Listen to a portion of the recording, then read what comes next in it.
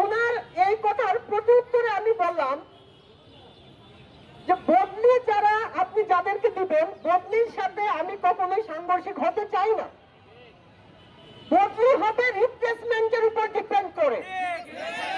আমি বরিশাল যাব, বরিশাল থেকে আরেকজন ময়মনসিংহ আসবে, আমি তার পোস্টে যাব, সে আমার পোস্টে আসবে, তার সাথে তো আমাদের 16,000-এর কোনো সম্পর্ক নেই। উনি আমার কথার কোনো শর্ট অ্যান্সার দিতে পারেননি। তেমনি এখানে আব্দুজ্জামান সহ আমার 6 জন প্রতিনিধি ছিলেন, তারা আমার কোনো উত্তর দিতে পারেননি।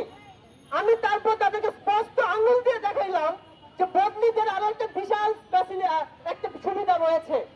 আপনি দেখেন 24 সাল পর্যন্ত 65,000-এর মতো শূন্যপদ আপনাদের কাছে রিজার্ভ।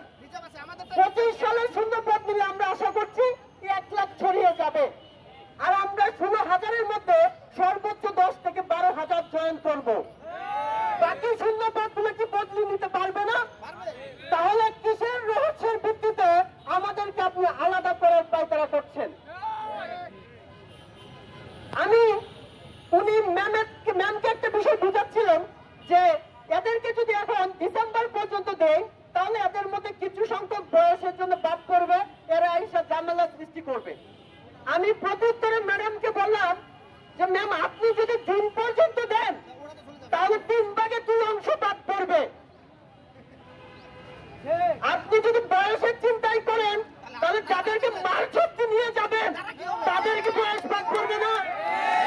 ডিসেম্বর আগে নাকি সামনে মার্চ আগে? আপনারা কিসের তত্ত্ব দিয়ে কি বুঝাতে চান? 7 দিনে মার্চ দেখা যাবে না। ওনারা কোনো সদুত্তর দিতে পারেনি, আমার কোনো প্রশ্নের জবাব ওনারা দিতে পারেনি। আমি চ্যালেঞ্জ করে সরকার এখানে বলছি, আমি তাদের সাথে এত কথা বলিনি।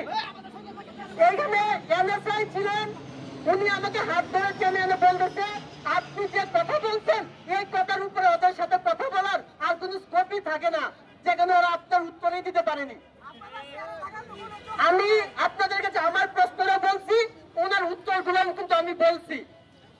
আমার এই প্রশ্নগুলোর জবাব দিয়ে যদি ওনারা চলে যেতে পারে আমি সরকার চাকরি ছাড়া এখান থেকে চলে যাব। কিন্তু আপনারা যদি 7 দিয়ে মাল টাকার চেষ্টা করেন, আমাদের এই মেধাবীদের দিয়ে যদি রাস্তায় আপনারা এই দেশে সংকটময় মুহূর্তে যদি একটি বিশৃঙ্খলা সৃষ্টি করতে চান তাহলে তো স্পষ্ট যে আপনি দিল্লির অনুসারী। আমরা এই দেশকে ভালোবাসি, এই দেশের এখনো গুরুত্বপূর্ণ দায়িত্ব যে ব্যক্তিবর্গ রয়েছেন, প্রশাসন রয়েছেন, আমরা কখনোই চাই না আপনাদের সাথে সাংঘর্ষিক হই। আমরা এখানে সকলেই ফার্স্ট বেঞ্চের স্টুডেন্ট, রাস্তার মানুষ না। আপনারা আমাদেরকে রাস্তায় এনেছেন, মেধা ধ্বংস করতেছেন এবং দেশকে বিক্রি করে দেওয়ার যে পাইকারা আপনারা করছেন, এই মেধাবীরা এই সুযোগ আপনাদেরকে দিবে না।